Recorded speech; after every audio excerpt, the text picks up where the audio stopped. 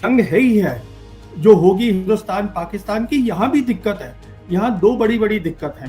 पहली दिक्कत ये है, जैसे मैंने आपको बताया, जितना भी हमारे पास सामान है वो फाइनाइट है, ये नहीं है कि अनलिमिटेड है। उसको हमने वहां छोड़ दिया चीन के फ्रंट पे, तो वैसे ही हमारे पास चीजें कम हो गई। एयरफोर्स चीफ बार बार बयान दे चुके हैं कि मुझे ऑथराइज्ड है 42.5 स्क्वाड्रन, मैं आज 30 है मेरे पास, वो 30 से भी कम है, उसमें से भी आधी से ज्यादा आप समझ लीजिए चीन के पास चली गई, तो लड़ाई किसके साथ करेंगे आप? पहली बात।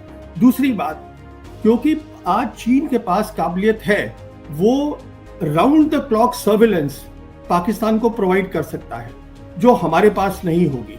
मतलब पूरा जंग का जो थिएटर है वो पाकिस्तान को दिखाई देगा।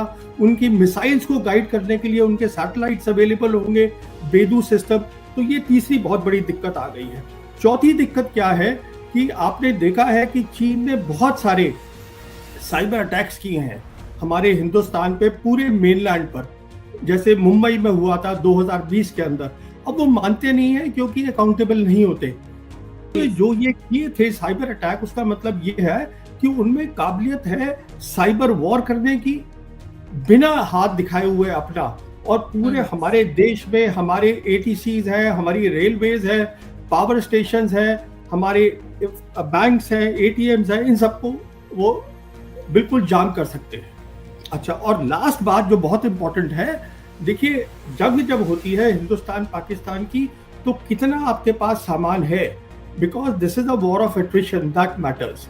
इसलिए जरूरी चीज ये होती है कि उनके पास जरिया है आज कि रेगुलर सप्लाई आती रहेगी चीन से, हमारे पास नहीं है। तो जब आप ये सारी बातों को ध्यान में रखेंगे तो ये बात बिल्कुल क्लियर हो जाती है कि हमारी जंग की तैयारी नहीं है। देखिए मैं आपको बताता हूँ, दो बातें बिल्कुल क्लियर करता हूँ। पहली बात है, अभी तक जो मैं बोल रहा था, इसमें चीन को हमसे लड़ाई करने की जरूरत नहीं है।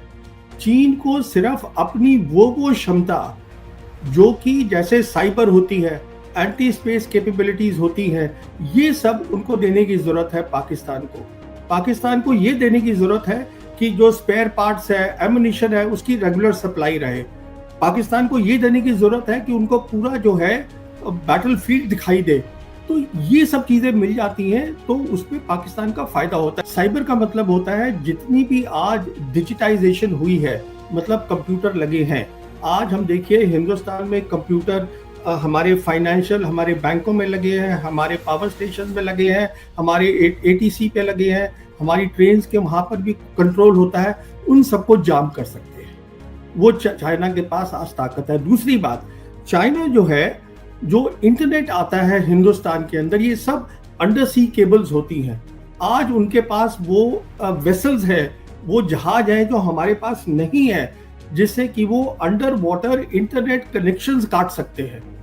इसमें उनको हमसे फिजिकल लड़ाई करने की जरूरत नहीं है। दूसरी, मैं एक बात आपके व्यूअर्स को और बताना चाहता हूँ, वो बहुत सीधी सी है। देखिए हमने जंगें लड़ी हैं पाकिस्तान के साथ, हिंदुस्तान पाकिस्तान की जंगें हुई हैं। जब पहली जंग हुई थी कश्मीर की, तो एक सीज फायर लाइन बनी थी, वो बनी थी 1 जनवरी 1949 को। समझिए इस बात को, वो वाली मिलिट्री लाइन आज भी कायम है ग्राउंड पर as the line of control, दूसरे नाम के साथ। इसका मतलब ये हुआ, वेस्टर्न थिएटर में हम कभी भी पाकिस्तान को पूरी तरीके से नहीं हरा पाए हैं। ये आप प्लीज बात समझिए। ये जो हम बोल देते हैं कि हमने 71 की जंग जीती है, वो 71 जो था वो बांग्लादेश हमने बनाया, वहां तो पाकिस्तान वैसे भी कुछ नहीं कर सकता था। कारगिल तो जंग थी ही नहीं, कारगिल को मैं कॉन्फ्लिक्ट बोलता हूँ। उसका ये एक गैम्बल था मुशर्रफ का। मुशर्रफ ने अपनी एयरफोर्स नहीं लगाई, मुशर्रफ ने अपनी नेवी नहीं लगाई। जब तक आप अपनी पूरी ताकत नहीं लगाते हैं तो वो जंग होती ही नहीं है। और हमारा एजेंडा ये था कि जो हमारा एरिया है उससे हम पाकिस्तानियों को हटाएं वहां से, हमारा लिमिटेड एम था। तो हमने वो किया। और देखिए, क्योंकि उन्होंने अपनी एयरफोर्स यूज नहीं करी, इसलिए हम अपनी आर्टिलरी को डायरेक्ट फायर में यूज कर पाए। अब जो है ये बायलैटरल बात नहीं रही हिंदुस्तान पाकिस्तान।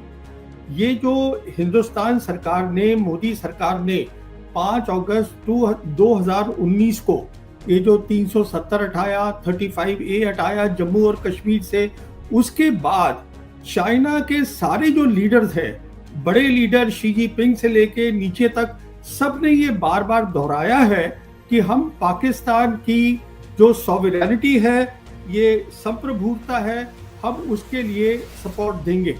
ये बहुत बड़ी बात है।